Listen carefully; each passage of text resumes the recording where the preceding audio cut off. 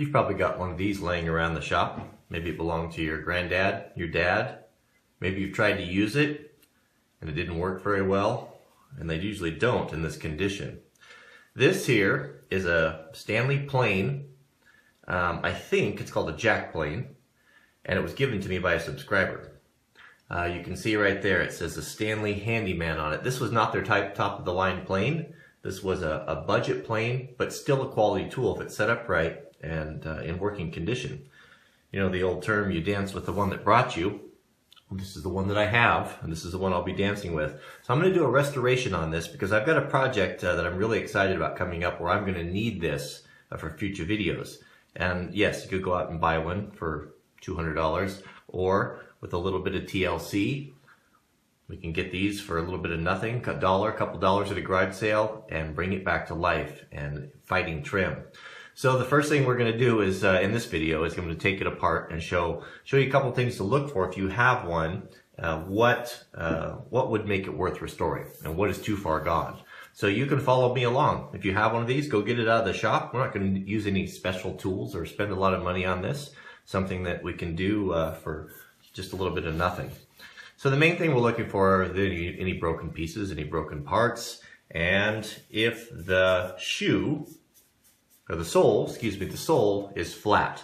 Now I put a straight edge on here, and I can see, and I've checked this already, that it is indeed reasonably flat. If it's bent or shaped like a banana, you know, we want to be careful with that. We can see we're square on the edges, and so everything looks pretty good. We don't have any broken pieces. We don't have any missing pieces. We just have a little bit of rust. We have here the tote, or the handle, is firm, no wobble in it, no cracks. The tote, which is the back handle there, is just fine. So let's take it apart. Let's take a look at it, inspect the pieces, and see if this isn't worth restoring. So this is the lever cap right here, and everything looks good. Even the paint is actually pretty good on this. This has not been neglected that long. It's just needs a little work, like most of these old planes. All right, so we have the chip breaker and the blade. I can see on there that's an original Stanley blade. And then once we get this all done, you know, I'll go into how to properly sharpen it and get it set up and to use it on our upcoming project, which is going to be, I'm getting excited, kind of getting the timber framing bug back. Here's the set screw. And I've always wanted a really nice toolbox for my custom built dovetailed toolbox for my timber framing tools, and I'm going to hope to try to build that. So there's our blade and the chip breaker. You know, good shape. You know, just a little surface rust on there. I don't see any problems. This obviously is going to need some work, but nothing we can't do, right? All right. So this here is the handle. Let's take it off and see how it looks. We've got the screws aren't stripped or dinged up. It's actually in really good shape. And the original paint, I don't think that's going to even need to be fooled with. That looks really good to me. There's the tote. With this handle, I keep getting them mixed up. Lacquer is bad on it, but we can fix that. So this portion right here is called the frog, and that's secured by these two screws. Now, one thing to look for on these is that if they really have a lot of wear in them, this will wobble back and forth. You know, check it for wobble, just like you check a wheel bearing. And if it does wobble, you can resurface those areas, but this one doesn't. It's really tight, and so that's really good. So we'll take this off of here and see how all this looks.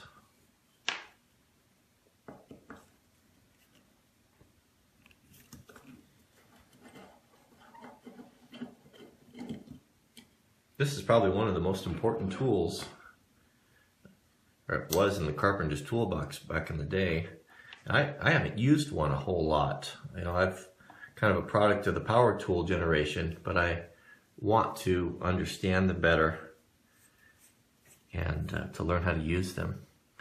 Yeah, everything looks really good. Here's the adjustment screw for the frog. So we can take all this apart.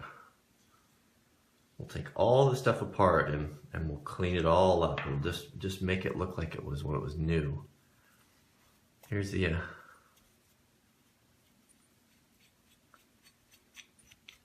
so that's backwards threaded. I think on the nicer planes, I believe it's the number 5. I'm not the plane expert. You guys who are, you might chime in. I think these parts are brass. You know, that doesn't look like brass, but it's in good shape. Everything looks like it's intact. It doesn't appear, I'm not going to break this down any further than this. You can see there's a small stainless pin pressed in there. It's holding all the adjustment tools, but no need for it. We'll just clean out all that up. So we've got our plate, mounting plate for the frog there. And then the last piece, here now this is the tote.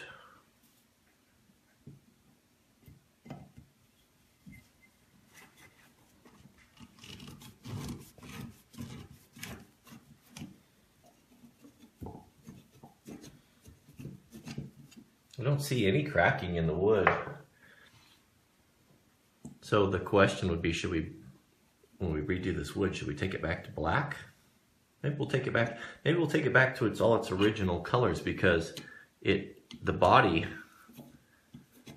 paint of the body and the base is all, I think it's really good. It looks like someone maybe dribbled a little bit of silver. I think that'll probably come off. So there's the tote. Looks like there's a little washer in there.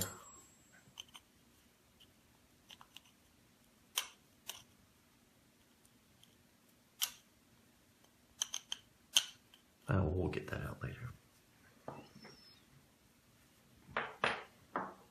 So let's take a look at the base here. So the sole, we can see, first thing we're going to do is we're going to refurbish this using some sandpaper on a piece of granite, or a piece of glass, something that's really flat. But I can see it has seen some use, but I don't see any major scarring. You know, one thing you might do before you start is lay your base down on something really flat, like a piece of granite or a piece of glass, and see if you can't slip some paper underneath of it. See right there, it's going under a little bit, but not bad. What that's telling me is how much work we're going to have to do to resurface that. That's actually pretty consistent all the way across.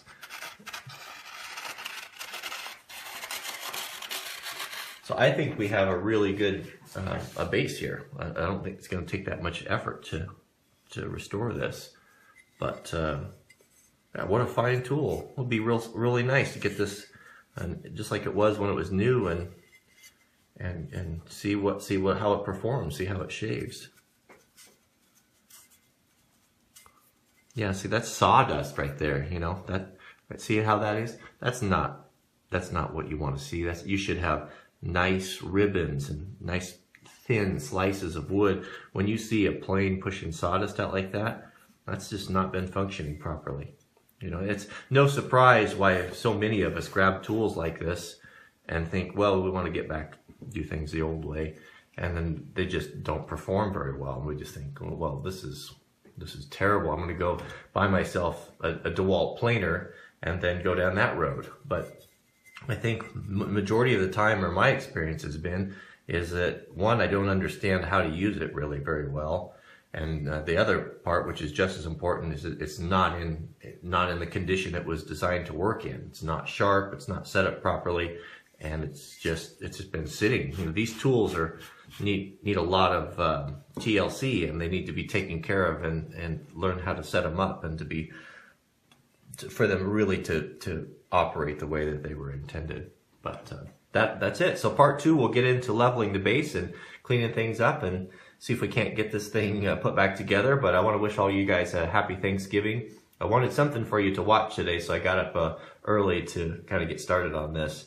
And get your planes out, get them out, and follow along with me, and we'll see if we can't bring back some vintage tools. There are a lot of young Wranglerstar fans out there that don't often get recognition. We really enjoy all of the pictures that your parents and of you enjoying the videos, and this is for you. I've got 4 videos that are Jack related, and the top left is Jack cutting some kindling and delivering to our neighbor. And that's one of my favorite videos. Well, these are all my favorites. Top right is building Jack's first leather belt. And this one here, if I were going to choose the 4, I think you should probably click on that one. Bottom left is Jack learning to drive. Learning to drive is an important skill for kids. And my great-grandfather drove a Model T to the 1st grade. So you're not too young to start practicing. And the bottom right is building Jack's first swing that we put on a big maple tree. And swinging is just as fun as it was when I was a kid. Enjoy it, and then we should do it more often. So that's it, and we will, click the thumbs up if you enjoyed this video, and we will see you guys on the next one.